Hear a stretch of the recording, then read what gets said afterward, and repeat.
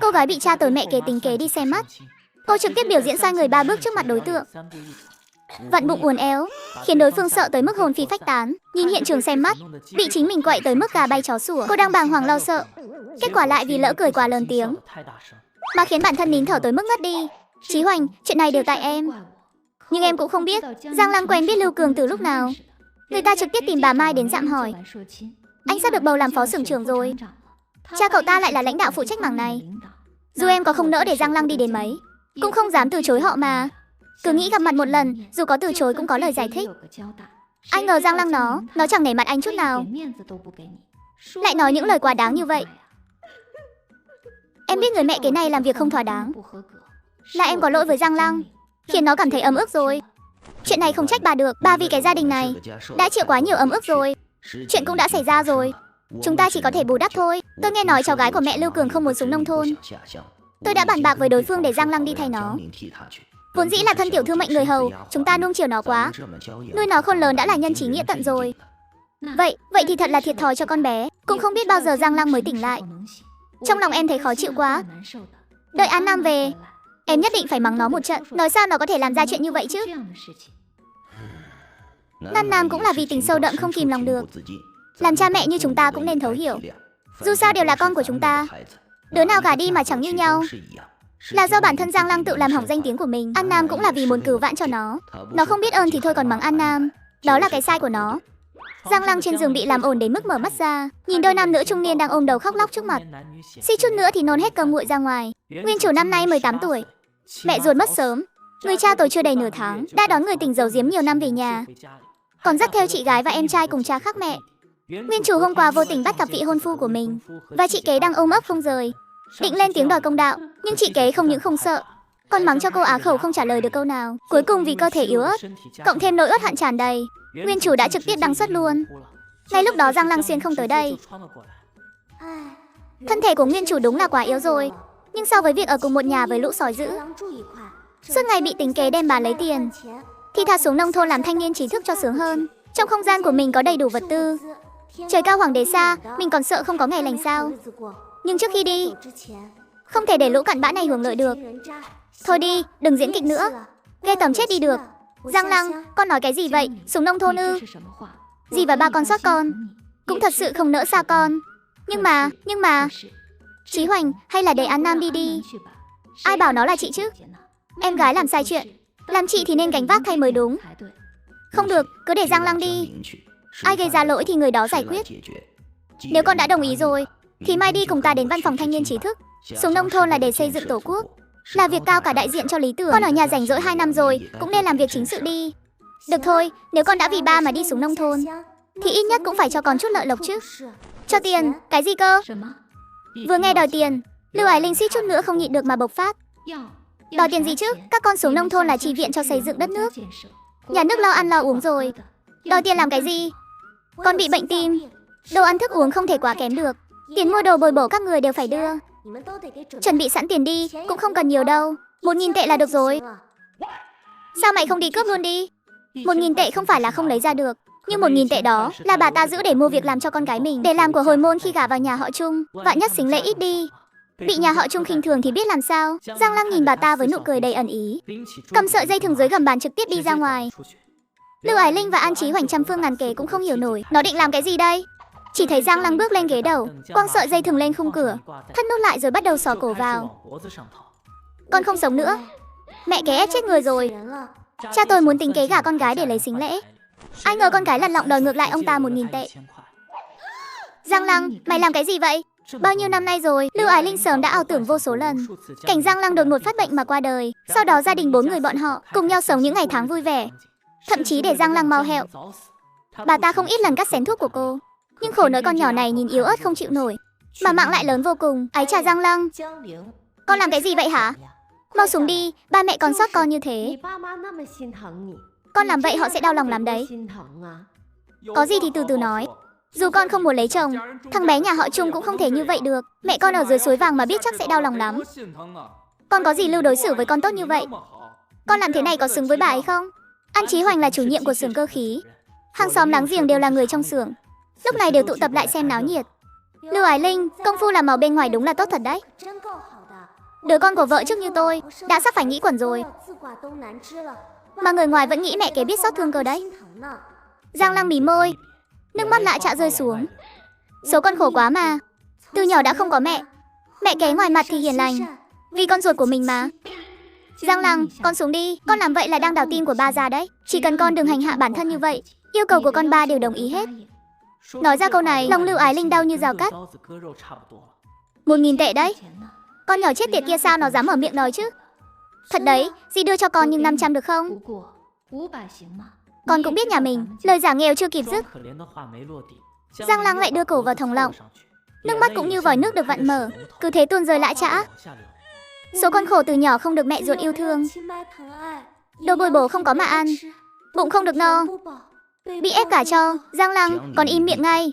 Thấy Giang Lăng sắp nói ra chuyện ông ta bán cô cho Lưu Cường để lấy xính lễ, An Chí Hoành cũng cuống quýt cả lên. Mấy ba cô bà thím đang xem náo nhiệt thì trong đầu đầy dậy những thắc mắc. Giang Lăng à, cháu nói cái gì cơ? Dạ, cháu nói về cuộc đời khổ cực của mình à. Chính là có người muốn dùng cháu để đổi. Đổi cái gì? Cho. Con xuống trước đi đã. Vậy gì mau đi lấy tiền đi, con cứ ở ngay đây đợi vậy. Nói rồi cô lại đưa tay sờ sợi dây. Cha, con thấy sợi dây này chắc chắn đấy. Dây thế này, nếu chẳng may treo lên chắc chắn là hẹo hẳn luôn nhỉ. Hả, đúng rồi. Bà đi lấy tiền đi. Lưu Ái Linh trừng mắt nhìn Giang Lăng một cái đầy căm hận, nghiến răng đi lấy tiền. Ba à, chỉ có tiền mà không có phiếu cũng không được đâu. Cho con thêm ít phiếu đi, thiếu là con cũng không sống nữa đâu. Thân thể con yếu ớt thế này mà. Hay là con không đi nữa nhỉ? Cũng được, để An Nam đi. Chị ấy hiếu thảo như vậy chắc chắn sẽ sẵn lòng thôi. Con cũng chẳng nỡ xa cuộc sống tốt đẹp ở thành phố, có ăn có mặc. Giang Lăng từ khi nào lại trở nên thông minh thế này, còn biết đe dọa người khác nữa. Đưa cho mày 1.000 tệ đây. Giang Lăng, dì biết con vẫn luôn bất mãn với người mẹ kế này, nhưng dì cũng phải nói một lời phân trần. Dì tự thấy những năm qua đối xử với con không tệ, nuôi nấng con cơm no áo ấm. Bây giờ còn nhất định đòi xuống nông thôn, lại lấy thân thể mình ra đe dọa đòi tiền chúng ta. Làm cha mẹ như chúng ta không nỡ để con cái chịu ấm ức.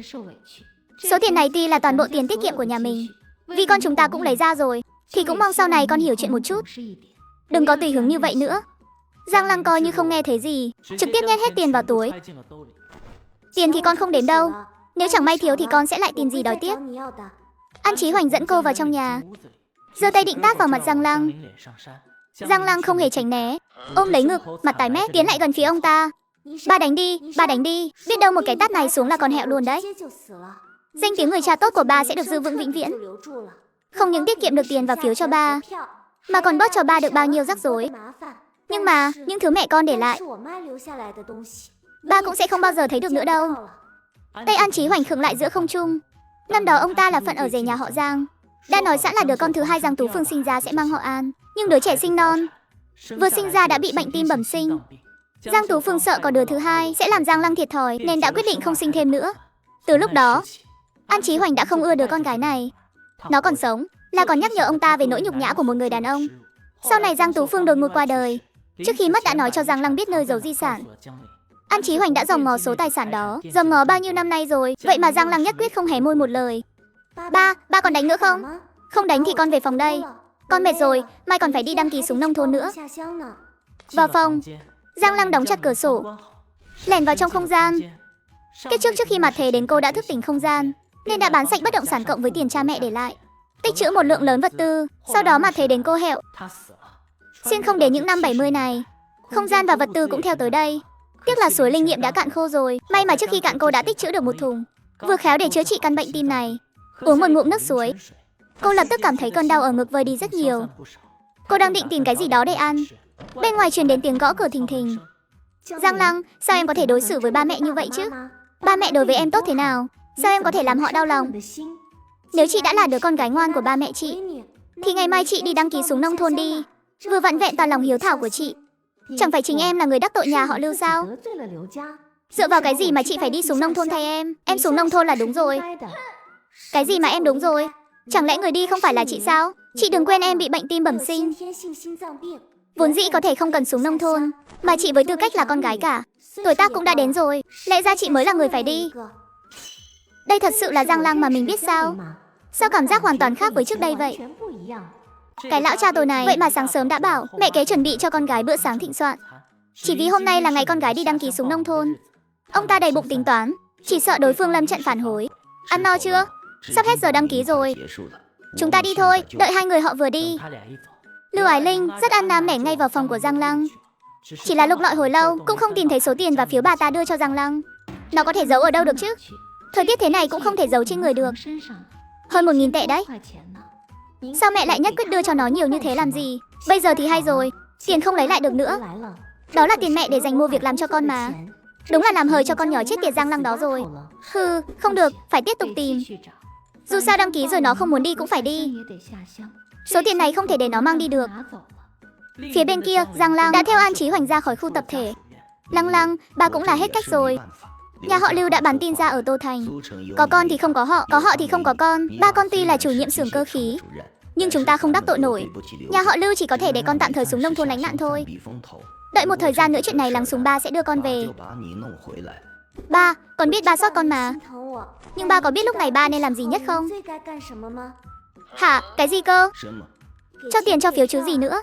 Lên nồi xuống nông thôn, xây dựng tổ quốc là một việc vô cùng vinh quang. Nhưng con có bệnh tim, 1.000 tệ chẳng đáng là bao đâu. Không bồi bổ thân thể cho tốt thì sao mà xây dựng đất nước được? Ba nói có đúng không? Nghe thấy lời này, cơn giận của An Chí Hoành bốc lên ngùn ngụt. Vừa mới lấy 1.000 xong, mày lại còn định lấy không nữa à? Sao mày có thể mở mồm ra nói thế được hả? Tại sao con lại không được đòi ba? Là ba nói sót con nhất mà. Kết quả tiền của ba lại không định cho đứa con mà ba sót nhất. Hóa ra cái mồm ba cứ khép khép mở mở là để lừa con cho vui đấy à? Nói xong Giang Lăng liền dạo bước đi nhanh phía trước. Lăng Lăng, từ nhỏ con đã là một đứa trẻ ngoan. Ba cũng muốn cho con thêm ít tiền, nhưng trong nhà đông con như vậy, sức khỏe con lại không tốt. Đừng đi nhanh thế. Đống đồ đạc ông ngoại để lại cho con năm đó, con cũng không thể mang xuống nông thôn được đúng không? Hay là giao cho ba bảo quản giúp con. Đợi con đi 1-2 năm rồi về, ba sẽ trả lại cho con, thấy thế nào? Nếu không cứ để bên ngoài cũng không an toàn. Con nói có đúng không? Ba nói cũng đúng đấy. Để con cân nhắc xem sao. Nếu ba chuẩn bị thêm cho con ít đồ đạc, biết đâu con lại thông suốt thì sao? Lão già này nói cũng đúng thật. Mình có sẵn một cái không gian, dĩ nhiên là phải đóng gói hết đống đồ đó mang đi rồi. Rất nhanh hai người đã đến văn phòng thanh niên trí thức đăng ký. Ngay sau đó An Chí Hoành lấy ra một sấp đơn từ. Cùng với Lý chủ nhiệm của văn phòng thì thầm một hồi. Chuyện này là cháu tự nguyện chứ? Vâng, xuống nông thôn là cháu tự nguyện. Lý chủ nhiệm tuy không hiểu, nhưng cũng không làm khó. Chuyện như thế này mấy năm nay cũng không hiếm gặp. Chỉ cần hai bên đạt được thỏa thuận thì ông ấy cũng làm thủ tục cho thôi. Ai cha bụng cháu không khỏe, cháu đi vệ sinh một lát, ba cứ điền trước đi nhé. Hi hi. Chủ nhiệm, chú có thể cho cháu thêm một tờ đơn đăng ký nữa không? Lý chủ nhiệm nghĩ cô điền sai nên lại đưa cho cô một tờ nữa. Lý chủ nhiệm, nhà cháu còn một người chị nữa hôm nay không tới đây. Cháu cũng đăng ký giúp chị ấy luôn một thể ạ. Đến tuổi rồi mà không kết hôn cũng không có việc làm, lại còn không chịu đi xuống nông thôn. Còn nữa, tiền trợ cấp xuống nông thôn chú có thể đưa trực tiếp cho cháu luôn không à? Nói thật với chú, có mẹ kế là có cha dượng ngay. Chú hiểu mà. Bây giờ là năm 76 rồi, thanh niên trí thức sẵn lòng xuống nông thôn ngày càng ít. Nhiều người không có lý do cũng phải dáng tìm lý do chỉ để trốn không phải xuống nông thôn, cho nên chỉ tiêu xuống nông thôn hàng năm vẫn luôn không đủ. Lý chủ nhiệm cũng đang giàu dĩ chuyện này đây. Giang Lăng thấy ông ấy dễ mắc lừa như vậy liền trực tiếp rút 10 tệ nhét qua. Ha ha, tuy hai cháu là chị em ruột, nhưng theo chính sách thì không được phân vào cùng một chỗ. Nhưng chú bảo này, vùng Đông Bắc tuy hơi xa một chút, nhưng điều kiện sống bên đó rất tốt. Cháu đi đến đó chắc chắn là không sai đâu. Con chị của cháu hả? Chú sẽ sắp xếp ở góc phía Tây Nam. Lý chủ nhiệm, chú đúng là người tốt. Đây là tiền bồi thường xuống nông thôn 135 tệ.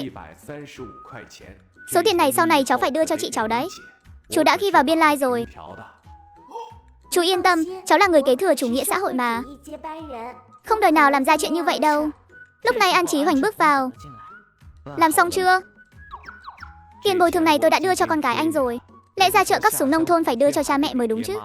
Đây là nhà nước cho các cháu mà. An Chí Hoành tuy không vui, nhưng nghĩ tới 1.000 tệ cũng đã đưa rồi thì cũng chẳng tiếc gì hơn 100 tệ này. Đợi lúc ra ngoài đòi lại là được. Hai người vừa ra khỏi văn phòng thanh niên trí thức, An Chí Hoành đã nôn nóng đòi tiền trợ cấp trong tay cô. Giang Lăng, ở nhà mới đưa cho con 1.000 tệ xong, số tiền này con cầm tiếp thì không hợp lý lắm đâu nhỉ. Em trai con còn phải đi học, chị con cũng phải chuẩn bị chuyện kết hôn, mọi mặt đều cần đến tiền. Đòi tiền, Giang Lăng bỗng nhiên ôm lấy ngực, sắc mặt tái mét. Giọng nói thê lương. Ba, con đều đã đồng ý với ba rồi. Đi xuống nông thôn thay cho đứa cháu gái của vợ lãnh đạo ba rồi. Vậy mà ba ngay cả hơn 100 tệ tiền trợ cấp cũng muốn lấy sao? Cầm tiền bán con gái ruột để nuôi con trai nuôi con của người tình. Ba không thấy cắn rứt lương tâm sao? Người trên phố thấy có chuyện để hóng đều tụ tập lại. Đồng chí này, anh làm như vậy là không đúng rồi.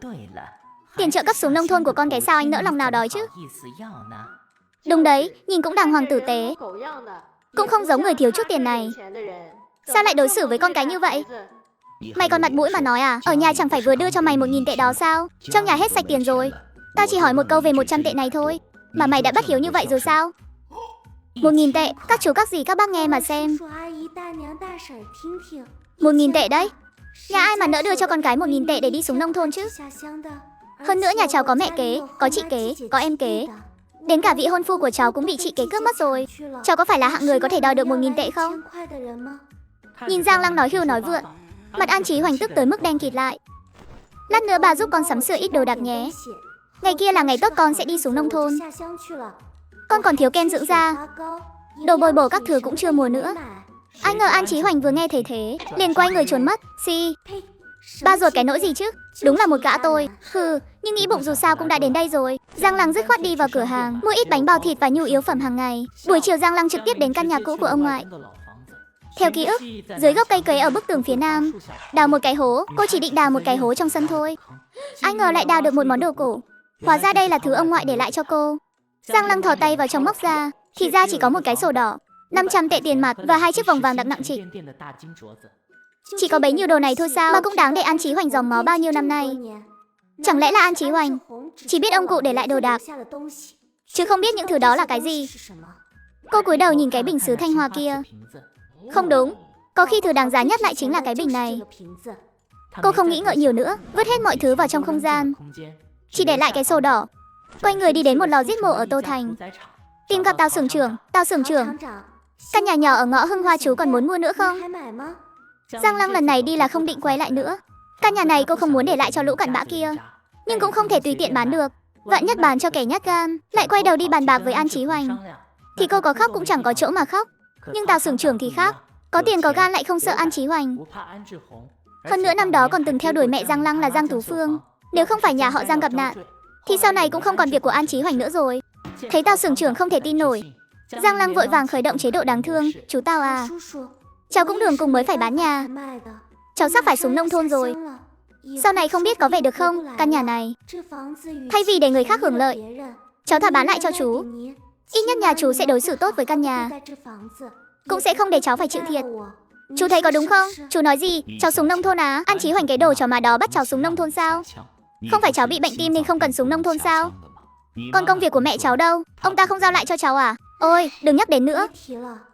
Giang Lăng thêm mắm dặm muối kể lại chuyện gần đây một lượt. Kể đến đoạn tủi thân thì vành mắt đỏ hoe. Công việc từ 8 đời tổ tông đã bị ông ta bán cho nhà họ Vưu rồi. Tiền tất của mẹ cháu cũng chẳng thấy một xu. Bây giờ sức khỏe cháu không tốt, Trung gia chê bai cháu.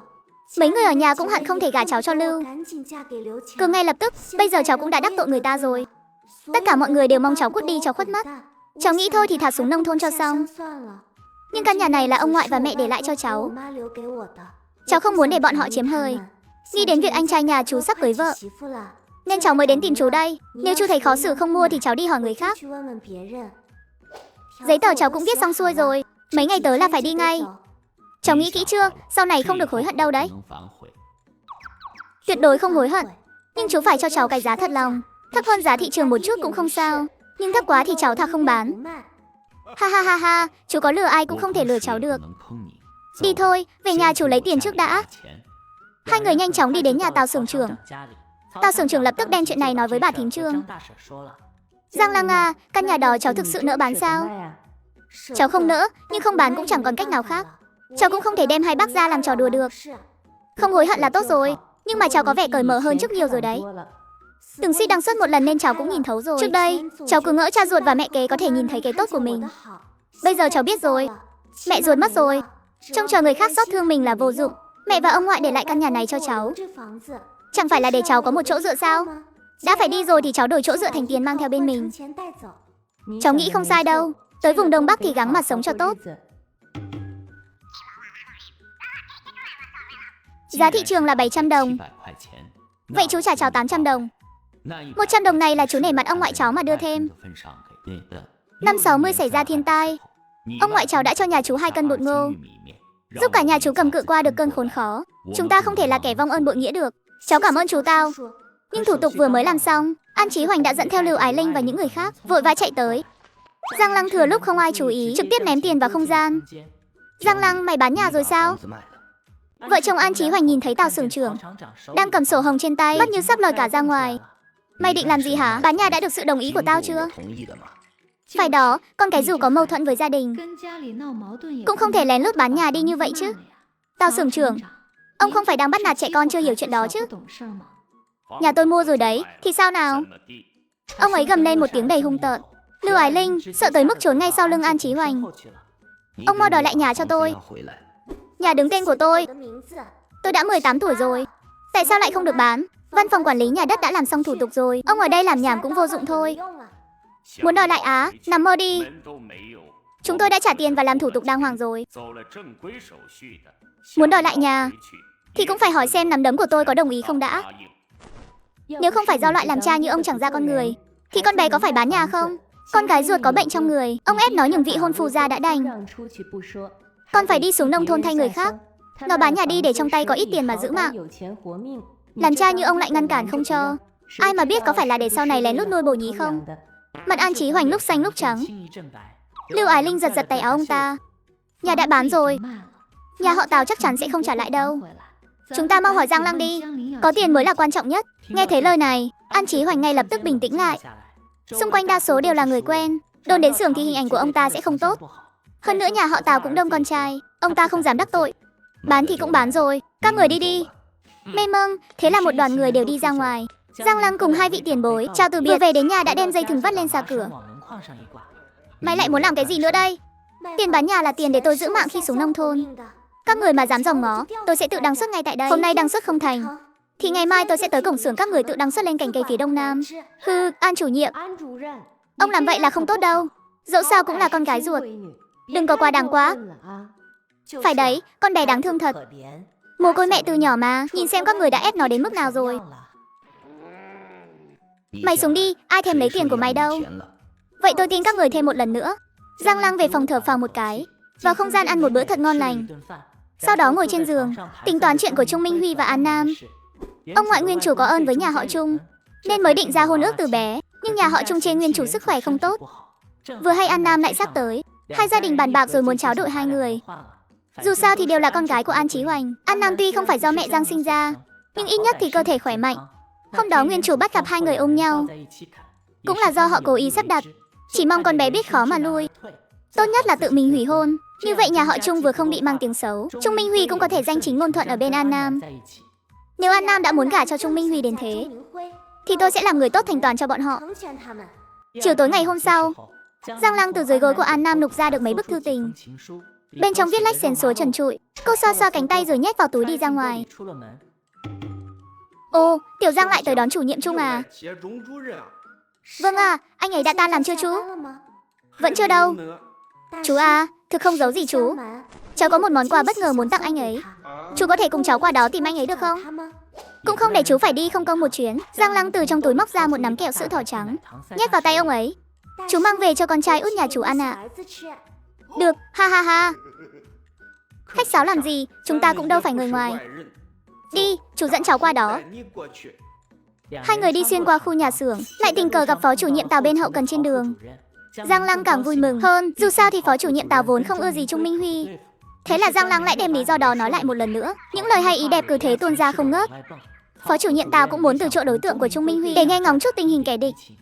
Bèn đi theo sau. Mấy người vừa tới cửa văn phòng thường trực, đã nghe thấy bên trong truyền ra tiếng nói chuyện sột soạt. Không đợi Giang Lăng lên tiếng, chủ nhiệm Tào trực tiếp tung một cước đá văng cửa ra. Rèm cửa trong phòng đang kéo kín, hai nam nữ trẻ tuổi đang ôm lấy nhau, quấn quýt không rời. Cúc áo của An Nam đều đã bị cởi ra hết cả. Ôi trời đất ơi, đây đâu phải thứ mà tôi muốn xem đâu. Dọa chết cái thân già này rồi, ha ha. Các người. Minh Huy, phải làm sao bây giờ? Minh Huy, thời buổi này tác phong không chính đáng, quan hệ bất chính, vốn dĩ là chuyện khiến người ta khinh bỉ. Đồ không biết xấu hổ, đồ vô liêm sỉ, cực kỳ không biết xấu hổ. Mau tới xem này. Có người. Phó chủ nhiệm Tào hét to một tiếng, kêu gọi tất cả những người còn chưa về trong xưởng chạy hết lại đây. Đồng chí An Nam, cô đang làm cái gì vậy? Cho dù cô có cởi sạch quần áo thì tôi cũng không có ý gì với cô đâu. Vị hôn thê của tôi là em gái cô đấy. Lăng Lăng, em nghe anh giải thích. Chủ nhiệm Trung, vừa nãy tay anh còn đang thọc trong áo người ta làm gì thế? Chúng tôi đều nhìn thấy rõ một rồi nhé. Lúc này còn giả vờ vô tội cái gì nữa? Phó chủ nhiệm Tào, tôi và Giang Lăng là thanh mai trúc mã. Tôi và cô ấy đã có hôn ước với nhau rồi. Vừa nãy tôi chỉ đang làm việc chăm chỉ thôi.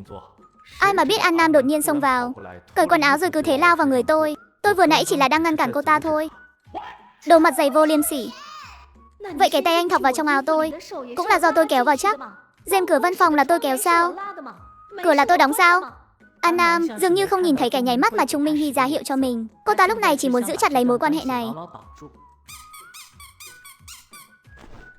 Giang Lăng, chị biết em không thích chị, nhưng chị không còn cách nào khác. Chuyện tình cảm chị cũng không thể khống chế được mà. Chị yêu anh ấy. Chúng chị đã ở bên nhau rồi. Biết đâu trong bụng chị đã có con của nhà họ Trung rồi cũng nên. Em nỡ lòng nào nhìn thấy mẹ con chị không nơi nương tựa sao?